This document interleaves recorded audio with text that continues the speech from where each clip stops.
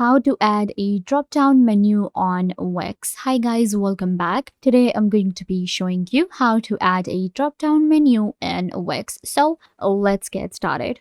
First, what you have to do is simply open up your Wix website and you'll get to this editor right here. Now you can see that I have my menu right here and I have different pages, but I want to create a drop-down menu right here. So for that, you'll have to go to menu and pages, and in here simply go to site menu. For this, we will have to create subpages. Now, creating subpages is really easy. You simply drag and drop it right here beneath your main page. So let's say that in home, I want to create a subpage for coming soon, and then we can create a journal as well. So I'm gonna again place it right here, and now I have two subpages for this one right here. Similarly, maybe we can go with this one as well, and I'm gonna add it as a subpage. So now my main home has three subpages. If I go back, and this is our main page, and if I open it up, then in pages I will actually have different pages, and in our different pages we will have a drop down menu with our sub pages. And this is how you can also go ahead and create sub pages, and these sub pages will create a drop down menu for you